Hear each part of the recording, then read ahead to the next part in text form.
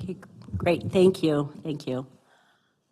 Apologize for folks that are here that we're starting a few minutes late.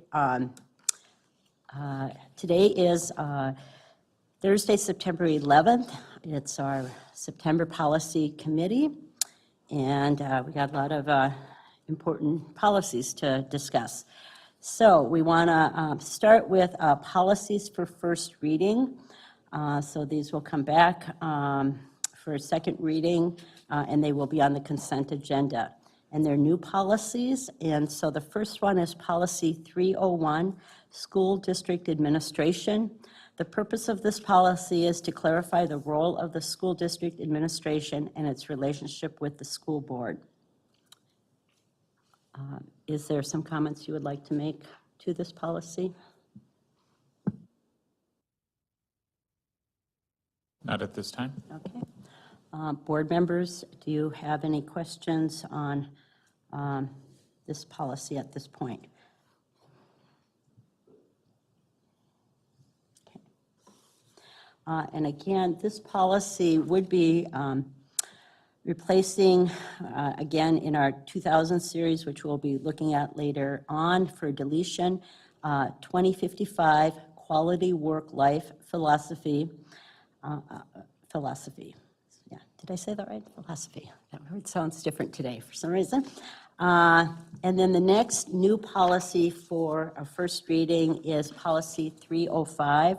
The purpose of this policy is to clarify the responsibility of the school administration for implementation of school district policy. And this is also a new policy. We also have a board policy on policies as well, Policy 208. Okay, Superintendent? Sure. And actually, I think my comments are linked to both, really. I could have made the comments in the first one, but I think both these policies are important because they kind of talk about the nexus between the school board and the superintendent and the administration through it, right? So like basically, for the public anyway, that's the nexus is between the superintendent and the board through the board chair normally is the main point, but through all. And so this just outlines what that should look like, and that also it's the responsibility and role of me as your superintendent to make sure that those policies are implemented fairly and judiciously. And so glad to have these in place. Member Micasell? Yeah, I appreciate the wording in this policy, some because I feel as school board members who take our job very seriously, we've done the training, we know a lot about the legal requirements of the position and the responsibilities that happen.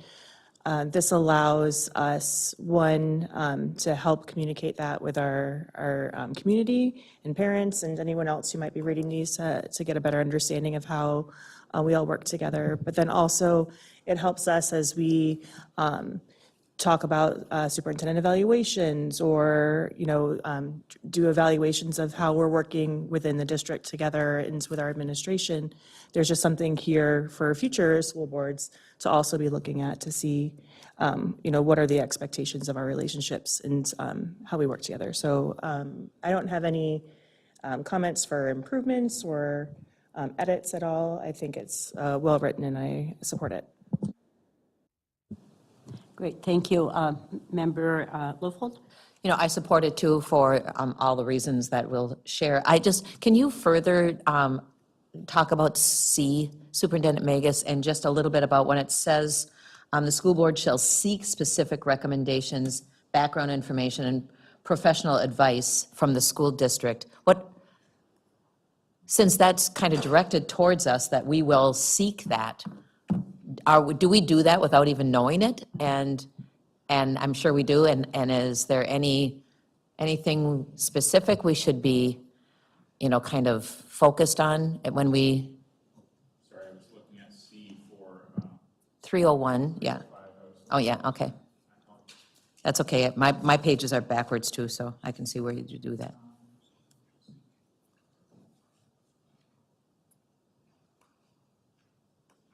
I think So can you restate your question? So I just, one, I like the last sentence that says, we'll hold this administration accountable for sound management of the schools. And if that's generally what C is looking for, I think we talk about that every single week of our school year. But when it says that the school board shall seek specific recommendations, background information, and professional advice from the school district's administration, I just don't know what are we asking? Are we asking, like, we had a workshop the other day, and so we sought information to help us work through, next steps? I don't know. Just Yeah. because it says the school Yeah. board shall seek, it sounds like we should be doing something. I think just like thinking about the execution of the business of the district, like when we think about how we're going to implement a curriculum, for instance, you would ask us for information and feedback on that, would be my thoughts. But Patty, you said you might have some ideas. That's a good example. Yeah, and I was going to say too, even an example of that is in our policy committees. You're seeking a recommendation from our staff that meet with groups of people to go over the policies.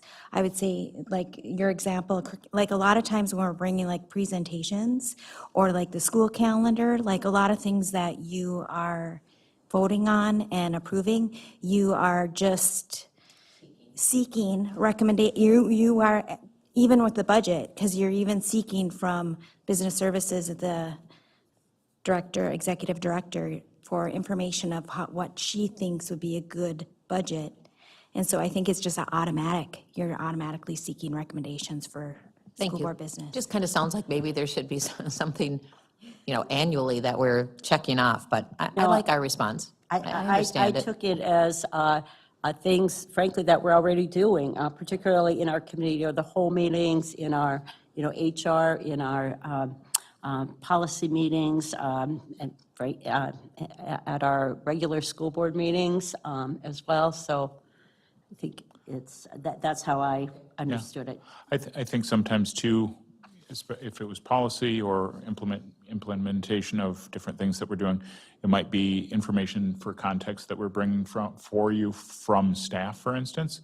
But sometimes there are also other advisory committees, thinking about like PAXI or the American Indian Parent Advisory Committee, or other outside entities that we work with as well. The board might be asking for feedback on those things too, or students, for instance. Are there any other questions on 301, being we kind of flip back to there for a minute? Otherwise, we were on 305, and I just had a comment. Well, we don't always read all of the policy. B states employee and student handbooks shall be subject to annual review and approval by the school board. And I think we all have experienced that process, and thank Assistant Superintendent for working with the large committee that works on that every year, and particularly has revised it in the last couple of years as well. But just wanted to highlight that is a piece that was in this policy that is such a big piece to all of our committees and the work and the way we're communicating with families and students as well. So, thank you. Okay, Member Mike Cassell. Yeah, for someone who really enjoys policy work, I also enjoy this policy on policies, and specifically the implementation of policies. My question revolves around paragraph A, when it says that it's going to be the responsibility of the superintendent to implement school district policy and to recommend additions or modifications thereto. The administration is authorized to develop procedures, guidelines, and directives to effectuate the implementation of school district policies. And this is where my question is. These policies, guidelines, and directives shall not be inconsistent with said policies at least annually. These written procedures, guidelines, and directives shall be presented to the school board for review. And so that seems a little bit outside of what our current practice is. When we look at regulations that we've built within our policies, we don't review those annually. It seems very detailed on, procedures that administration might be doing behind the scenes. And I'm wondering if we're going to be able to live up to that statement, how it's written now, or if that's something that we need to look into further and fine tooth, make some edits to that so that we can meet the expectations. Thinking about it and rereading it, so if you can, normally I'm good with a quick response, but let me think about this just for a few minutes. But can we continue conversation on this, and then I can come back to it in just a moment? And it also is our first reading, so if we come up with some recommendations or you come up with something, there will be that chance, but we can swing back or go back to this. Any other comments or questions from committee on 305? Point of clarification, because I know superintendent is looking for some potential language changes, and I'm just trying to seek clarification, because the way I read this is for the fact that we have policies that exist, that because they are disseminated widely and adopted annually, that when it says for review, I don't take this to mean that that there's an expectation that the board reviews all of them in a meeting, but just for the fact that they are part of the policies overall, that's considered, you have access to them, you are aware that policies exist, but I don't know, I'm just not reading it as it has to be explicitly read and addressed. I think So how am I'm just trying to make sure I'm reading trying to interpret how it's written as well. right. I think what I'd like to do, since it's a MSBA model policy, is seek a little clarification from them as to what did they intend with this? Because with the next, I was thinking maybe it's in conjunction partially with the next sentence where they talk about employee and student handbooks that, that those are part of it. But then I was also thinking about how there are certain policies that MSBA marks that we need to, that we review on an annual basis. Usually they're the board organizational policies that we do at the organizational meeting, but maybe maybe this is one of the policies that needs to be reviewed on an annual basis at that meeting as well. But I'd be glad to check between first and second reading. Thanks. It seems to me like they're referring to this policy, like we should relook at this policy, this one in front of us, annually, to make sure that we are following written procedures, guidelines, and directives, that even this policy committee that works on policies all year long is still following the district's policy on creating policies. Right, because but to Member Mike Sell's point, it does read kind of like we're supposed to review all policies every year. And even in best practice of like within the MSBA board handbooks and things like that, they recommend trying to get through it like every 3 years, right? So I think between now and the next reading, we'll seek some additional information as to the purpose of that sentence. Okay. That sounds good. Any other comments on this policy? Okay, and then just again, this policy would be replacing 2070 policies, regulations, and bylaws, and we're considering that deletion later on again as we've been going through our 1,000 series and moving to the 100 series. Okay. Okay, the next policy then is policy 501, weapons policy, and again, this is policy for second reading.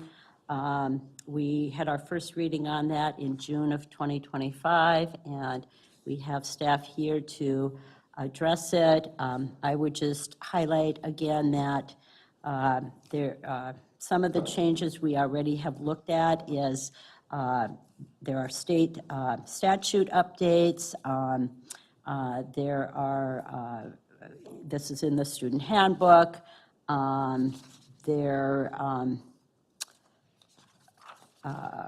We made some recommendations at the last meeting. One of them was just having a cross-reference, including the community education as a cross-reference. We did ask a number of other questions, which we can refer to as our staff are presenting on it. And, this obviously is a very important policy for us to be discussing anytime and making sure it's very comprehensive. And I know we're all very mindful of that and the importance of this policy for the safety of our staff and students and community. Thank you, Member Laflakamp. Yes, this is an important thing, events happening around the nation, in Minnesota, and even in our city. A couple other just quick reminders that the reason we're coming back in September is we were seeking some additional guidance. And I think Patty sent you some stuff from Terry Merrill, is that correct? Which is just some response to our questions. And he highlighted why it's so very important to have the things that correlate to the legislative changes in the policy. And I think those were highlighted in purple in one of the copies that we sent. That's what Terry's comments were. And then a second thing we did is we reached out to our legal team about our recommendations, your recommendations, to strengthen some language in this policy. And our legal team, Abby Kelzer is who got back to me, indicated that yes, Duluth schools, it's within your purview. She suggested that we add the additional language if that's what you truly intend to want in your policy, we can do that. So that's back from our legal team, is why it took till September to bring this back to you. We are more than comfortable going line by line with some of the statements. The first yellow area is obviously, if you have the yellow copy indicated, are some of what we as ISD 709 recommended we strengthen the language in the purpose statement. And we are comfortable with the way it reads right now unless anybody has any additional questions or recommendations. And I can read that out loud, being that is what I normally do, but I didn't on this one. So the purpose of this policy with our recommended changes, the purpose of this policy is to assure a safe school environment for students, staff, and the public. Establishing a weapons-free school zone is one element of creating a safe environment. Duluth Public Schools promotes the safe storage of guns in accordance with the school board resolution for the safe storage of weapons. If you're okay with it, I'll just keep going down with each area that was changed. Obviously, the next red section under the definitions is what legislative change happens, and it ends up being a recommendation to add that to this policy. Any questions about the dangerous weapon statement under definitions? Okay.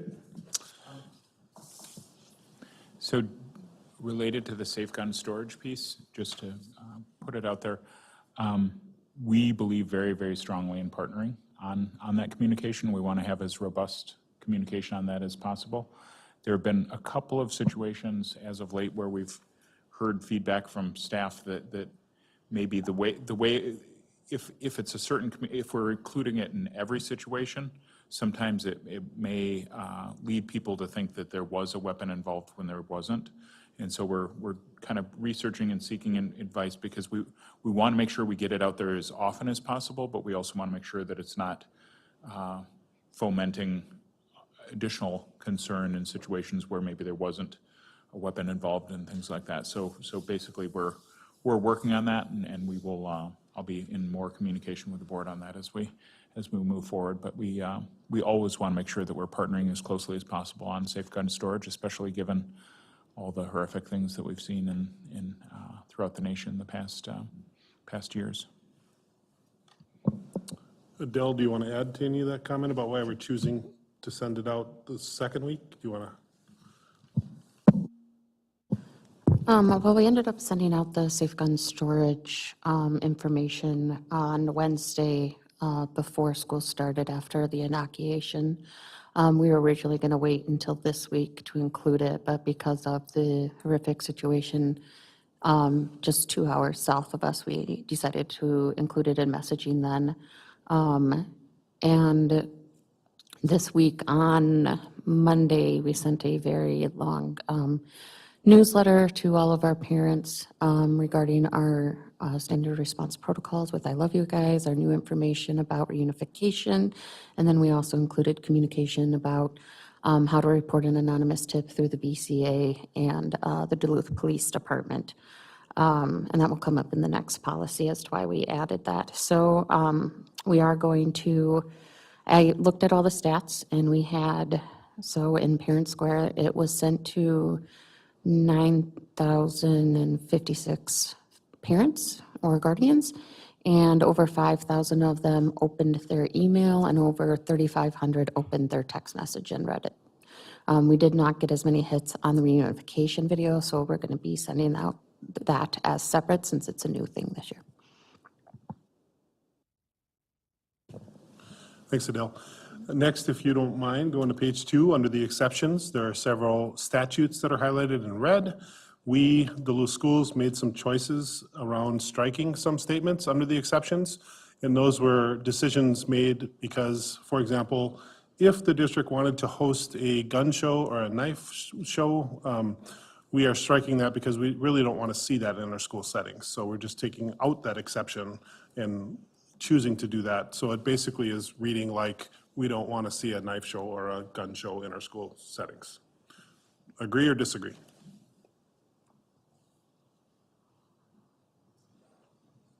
I'm going to agree with that. I think there's so many opportunities for other things to fill our buildings up that I think, you know, that we are just fine not offering a building permit to gun shows or weapons Yeah. procedures.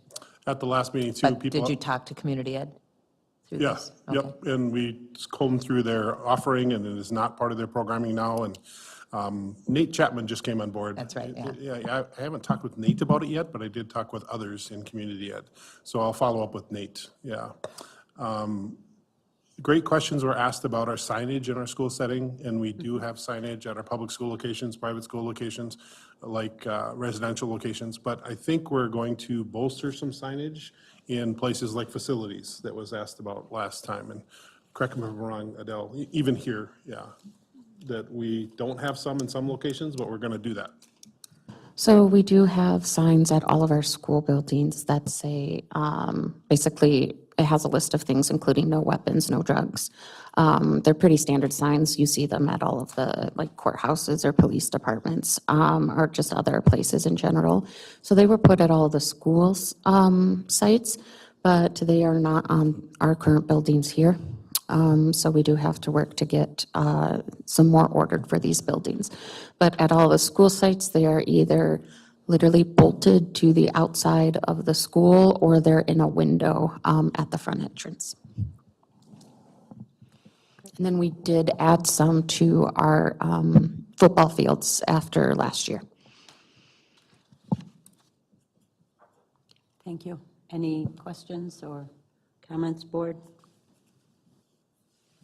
Okay, go on. So next section to highlight is what specifically we sent to our legal team about adding additional language, including the trigger lock statement that's highlighted in yellow under firearms in school parking lots, and that was supported by our legal team. If there's no questions, then we're over on page 4 of 5. Principal in red, this was recommended by MSBA, the recommendation to add that language to the policy. We added superintendent or designee under administrative discretion. Weapons by the student designee may use discretion and determine whether or not circumstances.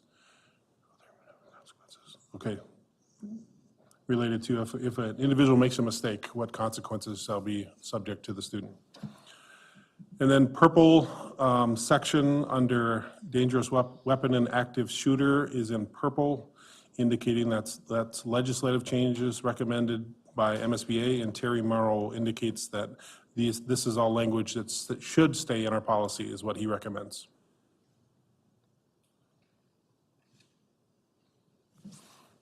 Any additional questions? And our core crisis team, so Danette Sebo and Todd McGowan and formerly Lexi Neff, they went to the Minnesota School Safety Conference here that's held every year at the deck in the spring, and they sat in on a presentation by the Minnesota Fusion Center, which is under B in that purple. And it's honestly a really great resource. So if we ever were to receive like an electronic threat through like an email, we can send it to Sergeant Mike Jambar. He sends it to the Fusion Center. And then that group, which includes law enforcement from all over the country, such as Homeland Security, FBI, CIA, they look at that, they compile it, and then they can send a recommendation back to us to let us know if it would be credible or not. Thank you. One question go ahead, Member Icosell, sorry. I was just going to say thank you for all the follow-up that you've done since the first reading, and getting questions answered and making adjustments when necessary. The only other note I have from last time, and I touched on it at the beginning, was I just have a note here that we wanted to make sure that community ed had a cross-reference or was listed as a cross-reference to this policy. Do you remember that piece of our discussion? Yeah. I must have forgot to add that in there, so do you want to, how do you want that word, you want me to list it under reference? I just need to know, like, how do you want me to list it? I think that's where we thought it made sense to the policies in the community ed building. Did you Is just it want possible me you to mean put? the facility use guide? Yeah, the facility use guideline, yeah, that we had talked about that. So do you want like a link to the web page where facility usage is? That's what I'm trying to figure out how to word it. So we have a policy, it's 902, use of school district facilities and equipment. Oh, you want that policy 902? Okay, With the name of it. okay. Okay, Now I understand, thank you. okay, thank you. That's what I was trying to figure out. I just didn't want to miss that because I had it a couple of places on my notes. Okay. So let's see, any other comments or questions? Because again, this is our second reading, and so we would like, if we're feeling like everything's been addressed, to bring it back.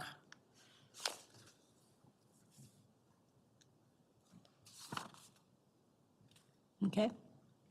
Thank you. Thank you for both of your work on this. Let's see here.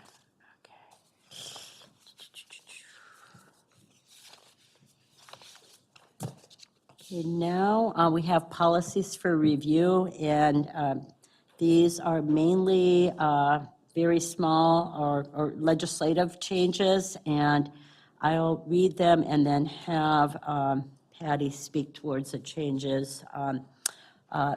So policy 806, crisis management policy, again, we adopted this in February of 2024-5, so we recently looked at this. The purpose of this crisis management policy is to act as a guide for school district and site administrators, school employees, students, school board members, and community members to address a wide range of potential crisis situations in the school district. The step-by-step procedures suggested by this policy will provide guidance to each school site in drafting crisis management plans to coordinate protective actions prior to, during, and after any type of emergency or potential crisis situation. Each school district should adopt tailored site-specific crisis management plans for each school site in the school district, and sections or procedures may be added or deleted in those crisis management plans based on site needs. The school district will engage in ongoing emergency planning within the school district and with emergency responders and other relevant community organizations. The school district will ensure that relevant emergency responders in the community have access to their site-specific crisis management plans and will provide training to school district staff to enable them to act appropriately in the event of a crisis. And as we all know, we also had at our committee of the whole last week, excellent presentation from Danette Siebel. Under section G, 2 is where the legislative change was made. It's in red. And then also at the end, after cross-references are the resources, including the I Love You Guys Foundation. And then also the National Association of School Psychologists Prepare Model. Is there anything else you would like to add to that, Patty, in terms of the changes? I have Adele here to address Oh, some okay. of the changes. She's part of the crisis management team. That's right. Thank you, Adele. Yep, no problem. So obviously the legislative change, that was very easy. I did it this Monday. I do have to say it was really difficult to figure out what program the Department of Public Safety was using. Like I Googled it 4 different times, couldn't find it, and had to reach out to Sergeant Jambar, and he sent me the link to the BCA. So that stuff was sent out in Monday's newsletter. And then under resources, we added the I Love You Guys Foundation because that's what we use in our district. We did remove the Safe and Sound Schools, which was originally in there because it's not something that we use. And then obviously we added the Prepare model because that Danette and Todd were both are trained to be prepared trainers. So, and that's something that they'll be implementing this year. Thank you. Member Michaelsell? I saw that BCA language in our last newsletter and was super appreciative of that.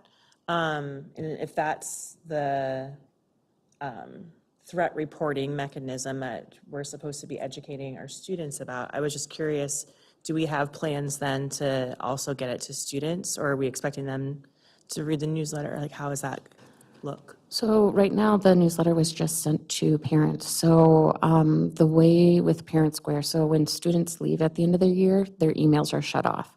And then their emails get put on a bounce list.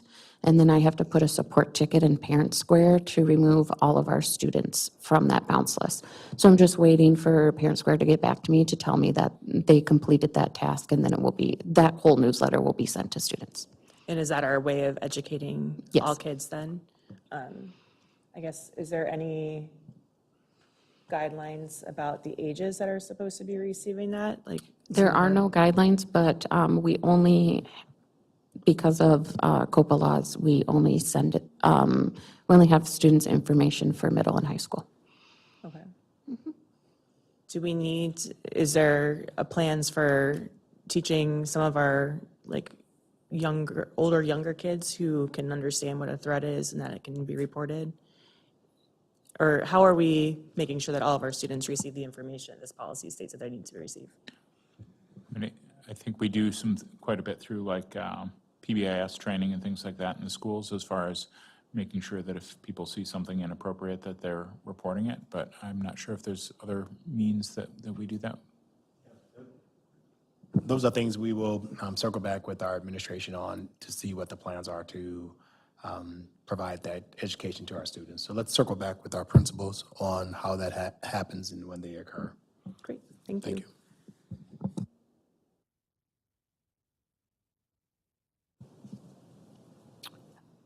Okay.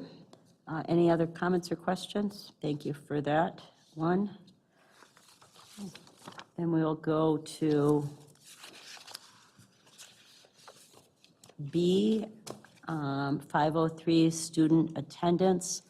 Again, this was one we updated, reviewed and updated in February of 2025, and there's legislative changes. Student attendance, the purpose of this policy is the school board believes that regular school attendance is directly related to success in academic work, benefits students socially, provides opportunities for important communications between teachers and students, and establishes regular habits of dependability important to the future of the student. The purpose of this policy is to encourage regular school attendance. It is intended to be positive and not punitive.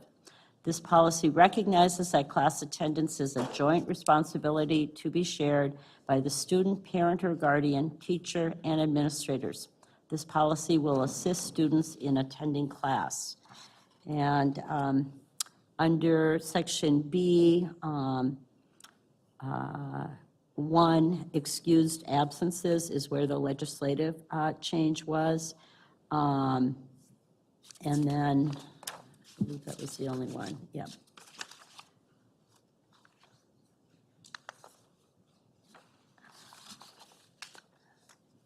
Do you have any comments or questions, board members? I know we have been focused on, very focused on student attendance as a school district, individual buildings, and getting out information lots of ways. And I was just at a couple schools this morning, saw the great signs right outside the door. But that was the only legislative change was there. Member Lofold? So I'm just highlighting that. So we last adopted this in February of this past year, so this is just updating it because of that B language in legislative. Yep. Okay. Yep. Okay. Yep. And this, you know, I know this is your first time on the policy committee, but it's often, we know of the legislative changes after NSBA has reviewed them, and we get them in early August or sometime in August. So in September, we're going to get even these small changes, as many as we can, as quickly as we can. Yeah, and there'll be more coming. So thank you, Patty, for bringing us forward very quickly in a very busy month. Member Lawful-Kemp, and members and community, I would like to add also that as a district, as you indicated, we have had improving student attendance as a priority for the last couple of years. Attendance has been pretty problematic, especially coming out of the pandemic. And so we have been really, I would say, assertive, trying to improve student attendance. As a matter of fact, one of the efforts this year that you probably have seen come across either email and or sent out on social media is we have what's called our parent/guardian academies. The first one will focus on attendance and ways that families can help support us with their students to improve attendance. So so look for, if you have not seen that, look for that social media or email communication again related to our, I think it's titled Parent, but we're making sure now as it goes out in the future, it will say parent/guardian sessions. Thank you for bringing that up. I actually did see in one of our communications recently the list of them, so thank you. Okay.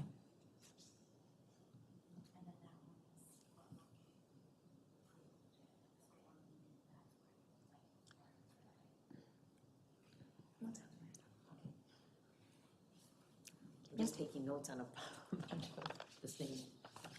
Okay. If it's something that would be helpful for all of us as a board, you could. Okay. 3 copies in my folder. I didn't realize that.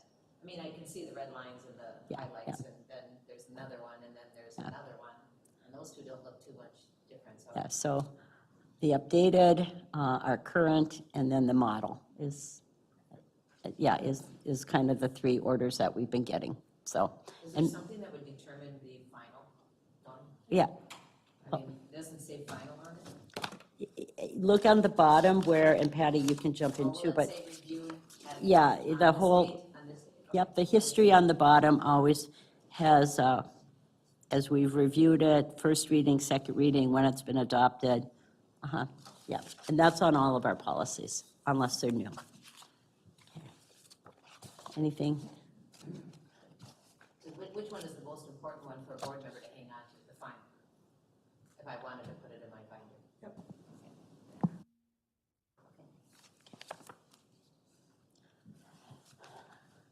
Okay. Okay, the next policy is, again, for review. This is a very minor change. I had to look really hard for that change. Policy 606.5, library materials. Again, we updated it, and it was passed in January of this year. The purpose of this policy is to provide direction and to delegate responsibility for selection and reconsideration of library materials.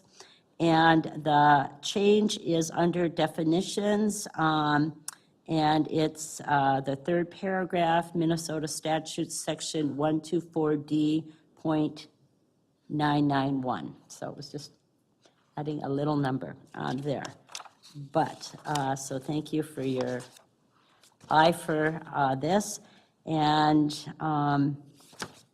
we'll, and again, this is up for review. Any comments or questions on that change?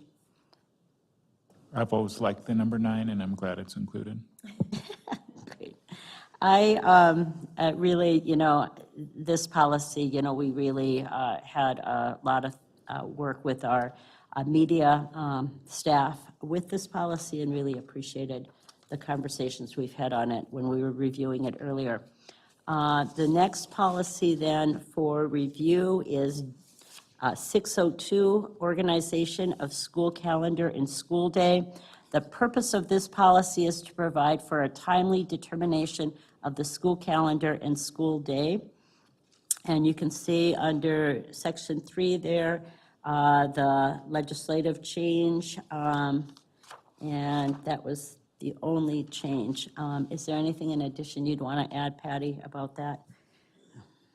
There isn't really anything to add. I only brought it forth so you could see what the note was, because we actually take the notes out of the policy, so the policy itself isn't changing at all. I just wanted all school board members to be aware of how they say you can vote to begin the school year on September 1st or later, and that was a change with the legislature. And we already had it in our policy, so, yeah. Okay, and the last review on that was in 2023, so, okay. Member now- Meitel? Quick question. Go ahead. At what point will we be determining if we use those special privileges that we've been granted for these 2 years?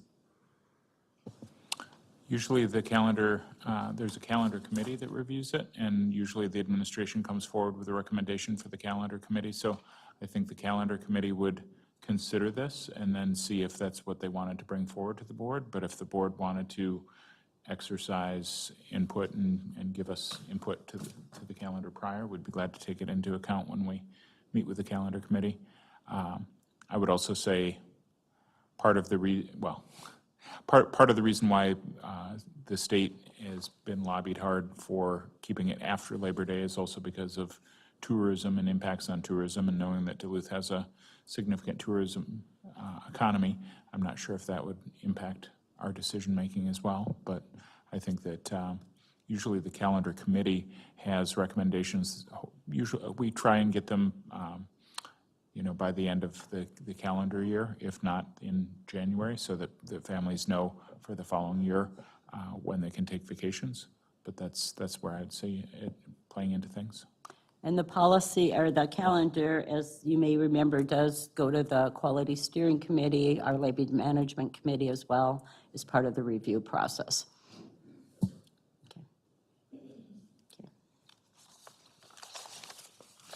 Okay.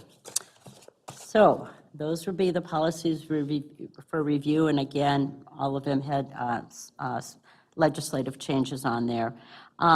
So the next set of policies is for deletion, and just again for the public, we have moved to a 300 series, and we had many policies that fell under the 1,000 series. And so as we bring in a new policy, we work to replace it, but we're also taking chunks of, last month it was the 1,000 series, now we're looking at the 2,000, where we have policies that could be deleted because they're already embedded in some other policies. So that is what we're looking at as we consider for deletion the 2,000, some of the ones from the 2,000 series. So a lot of these in the 1,000 series did not have a nice purpose like the ones we have now, so I will not read them. I will just read the title because otherwise we'd be here all night. So the first one is 2005 Administrative and Supervisory Personnel. And guess I would open it up if there are questions on this one in terms of either where it's embedded into other policies or Would you like me to share what I found? Okay. Yes, yeah, like you did last month. That Okay. was great. Yeah, All that right. was good process. So I on thought. this policy, 2005, the research that I did is that the statutes that are listed below, many of them have been repealed and/or they've been renumbered. And if they've been renumbered, then they're in a totally different category. And so I just feel that this policy is obsolete and we can just delete it.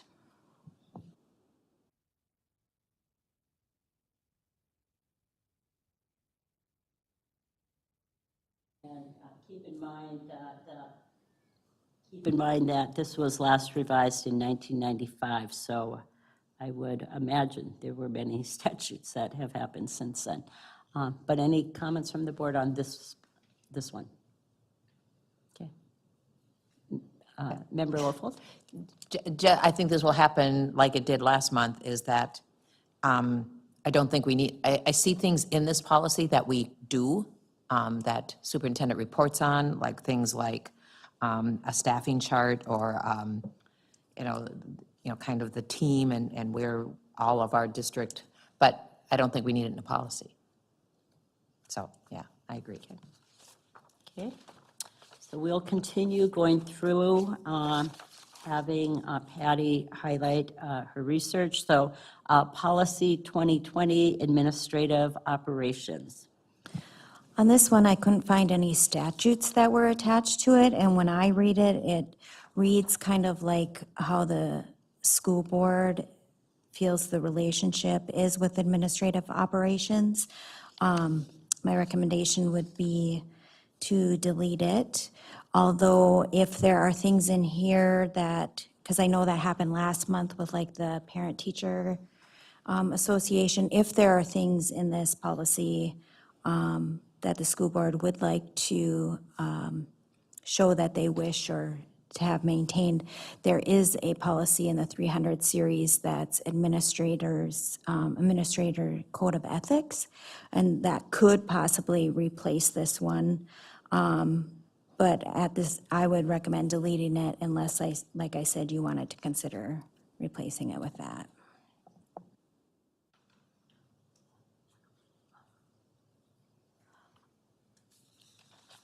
Thank you. I think it would be good to bring that 300 Administrator Code of Ethics forward. You want me to bring that next month? That'd be great. That would be great. I think it also, to some degree, fits in. Oops, sorry, my mic wasn't on. I think to some degree, parts of this also fit into things that are more procedural, like the superintendent evaluation. And if I were not executing things in the fashion that is desired by the board, that would be something that would, since we're following the MSBA superintendent evaluation procedures, that could be something that could be part of the evaluation and goal-setting process as well.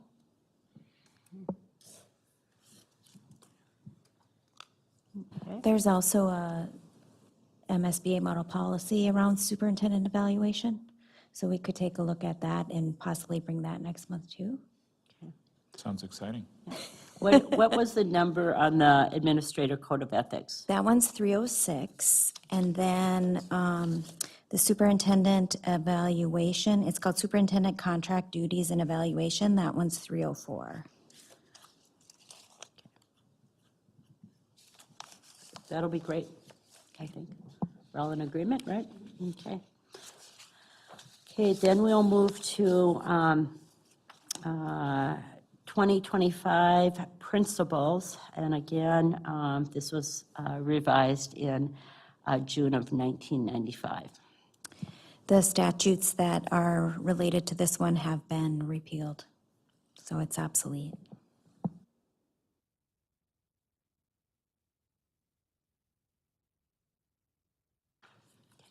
I would recommend deleting it. Member Michael? Yeah, to me, this one, the assistant principals, internships, these all seem to be just captured under job descriptions that we have within our HR department. And so not necessarily needing to be in policy, so I also support deleting them.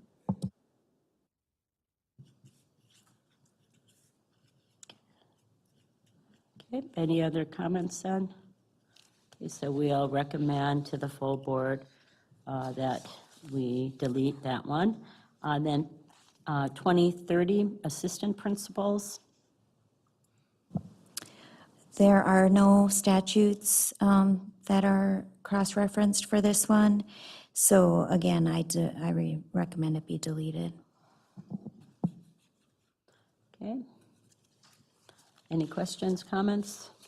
Okay. Then we'll move to 2040 internships.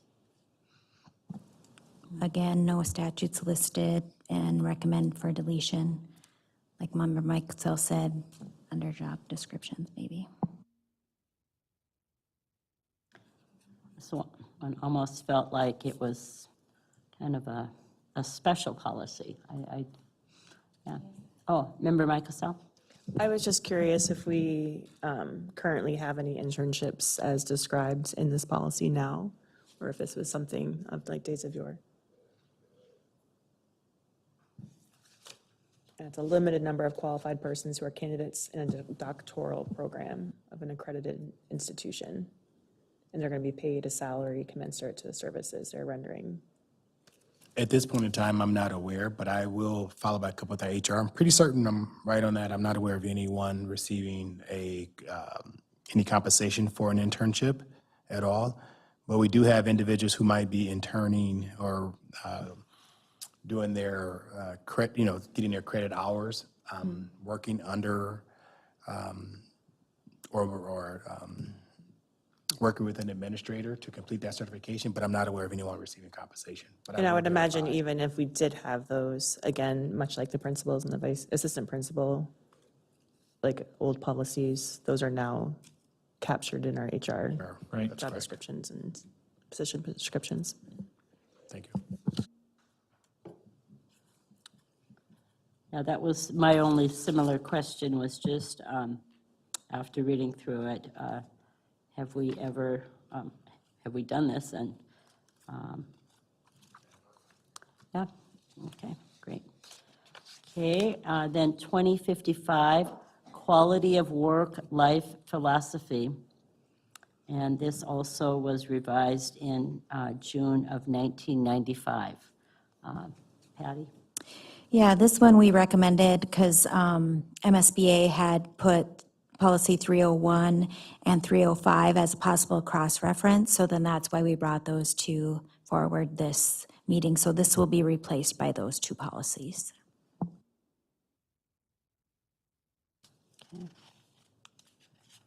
Okay, comments?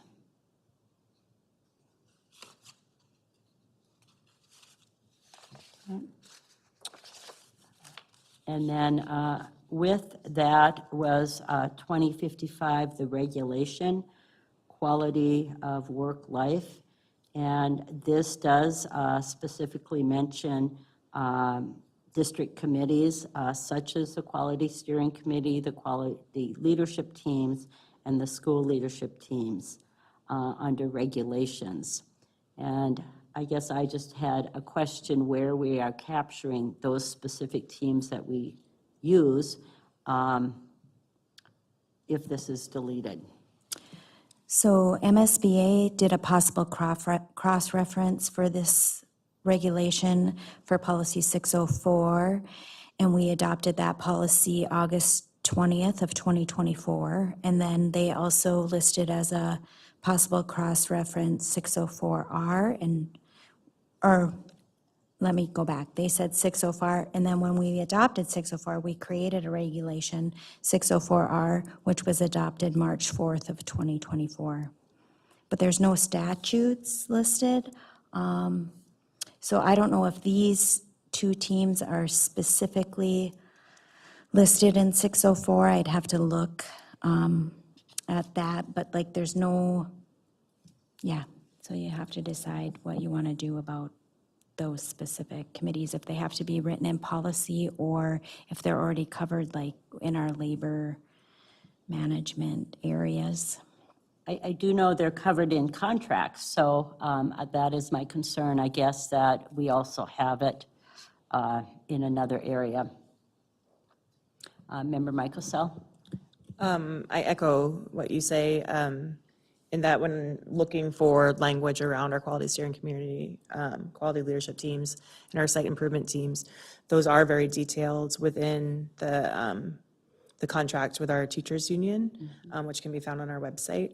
And I'm curious if that's something that just needs to be renegotiated every, bargaining time, or if that is something that we as a board find so important that we also want to include it in our policy, so that when we do talk with our different units that this affects, they are aware that this is something that the board has decided, needs to be in place, and then it can work together around that. So I don't know if that also requires then like chatting with our bargaining unit heads to make sure that that's something that, I'm just throwing out, like, does this language need to be saved within our policy manual, or will it live on in contracts? I think it lives on in the contracts, but I think it would be worthwhile for us to do some investigation to see if there are other districts with policies that do this, and maybe take it up with, I think it could be challenging to take up with each of our individual bargaining units, but I think thinking of the labor management meetings that we have set up already with our principals unit and our teachers unit, those would be two areas that we could explore just to see how they felt, to test the waters. And if there was concern there, then we could work on some sort of model policy as well around the labor management process, because it's something that we believe very strongly in as well. And I would concur that I'd like further discussion on it. It was revised in December of 2011. And just doing a quick scan right now of 604 and I didn't look at 604R, but I'd like us to review it more. So I guess I recommend that we hold off on deleting it this month and for further discussion. Sure. And there could be an option of just renumbering it to 100 series policy and adopting it as a 100 series policy, so that it would keep, even though it doesn't have a state statute to reference. I think we would have to, I haven't looked at it super deeply, just to make sure that the site improvement team description True. meets what our current practice is that's been agreed upon by our sites. So I would look to human resources and teaching and learning to take that on when we move forward. We'll follow up on it later. So Well, for the purposes of, as we're looking at these series, then we're going to hold off on this one. Okay. correct. And then one thing I was just going to suggest, obviously it's the will of the board. This is actually a regulation. So what we might want to do is find a policy that kind of touches on these and still keep it a regulation attached to one of the 100 series policies. That's a good recommendation.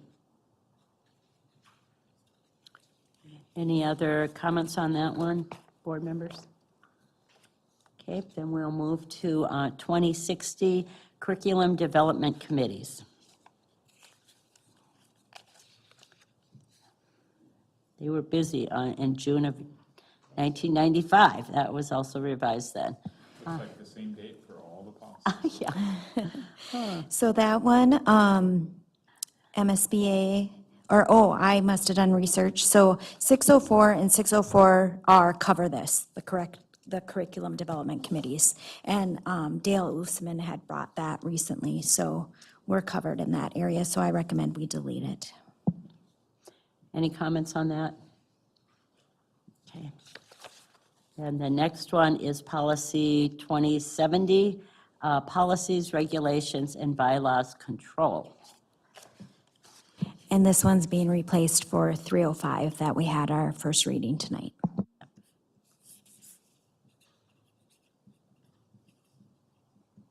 Okay.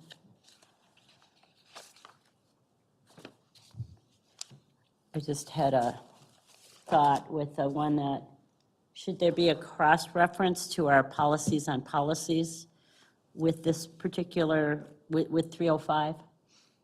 Because of this one? It's just a. I'm sorry, I don't understand the question. So this is replacing,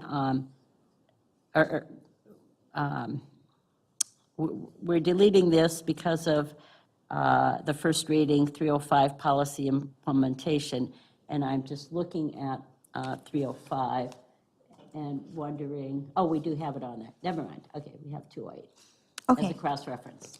okay, great. Okay, so we're good. And then the next one and the last one for consideration to delete is policy 2075, school closing procedures. Yeah, so in my research on this one, I found that Minnesota statutes do not mandate a single statewide process for public school closures.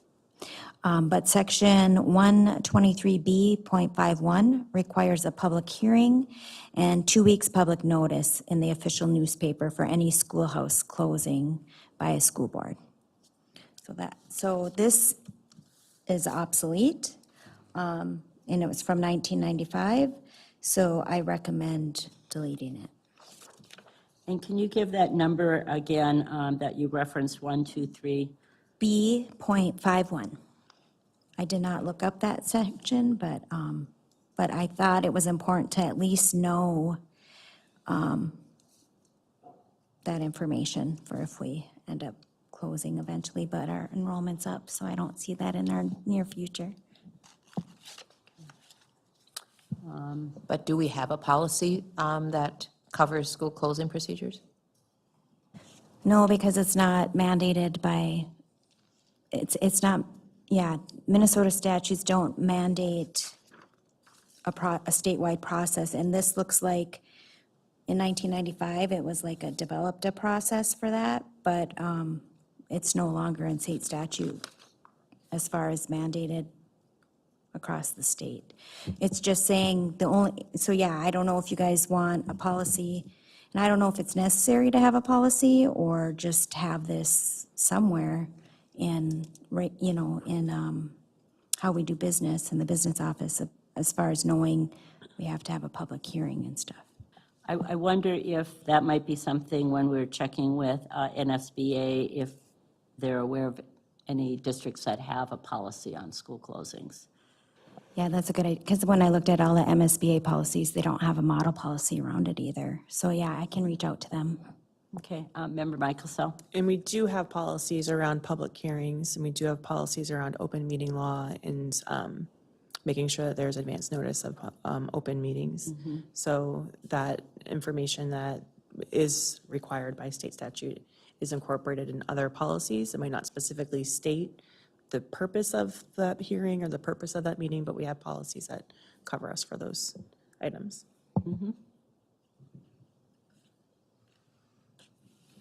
Okay, any other comments on this one? So do we want to hold off deleting it or just see what additional information Patty might get from NSBA? When I look at this policy, I just see it as a regulation. I mean, it's telling us the how to do, not the overarching, philosophy behind necessarily. And I imagine if this school board or any other future school board has to deal with a decision of closing a school, there probably going to be some work done prior to kind of lay out what that process is going to look like, specific to the rationales and the reasons that they're considering it then.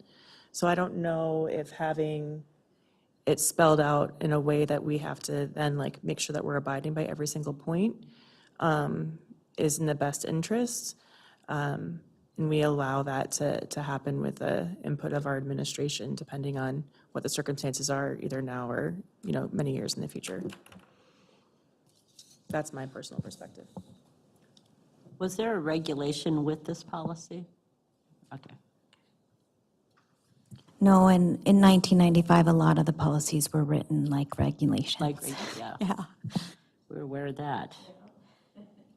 So we want to go ahead and include it in this month's deletions.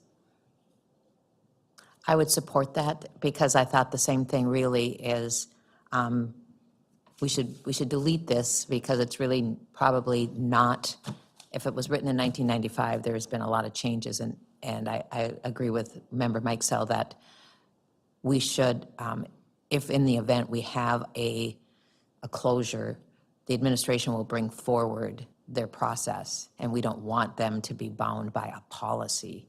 And there's other, meeting laws and regulations and statutes about those kinds of things, so I'm fine with deleting it, Chair Loffa-Kemp. Okay. Then, so we just, of those series, we just have that one that we're holding back on. And that was, what number was it? Let me see here. 2055R. Yeah, 25.5, right.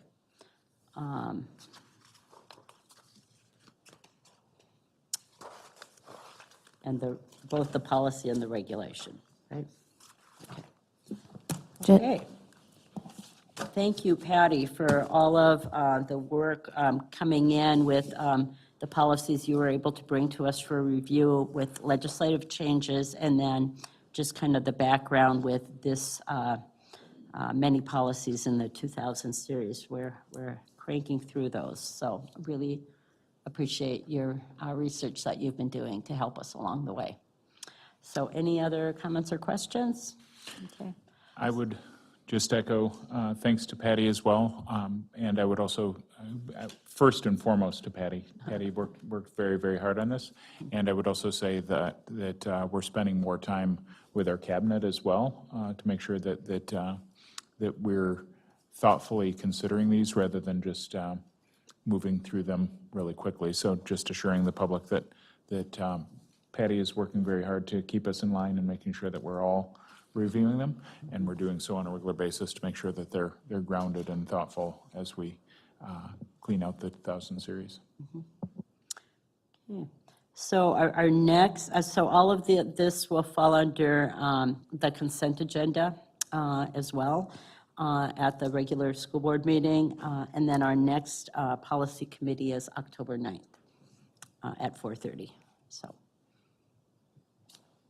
if I looked right. Okay, great. So we are done. Thank you so much.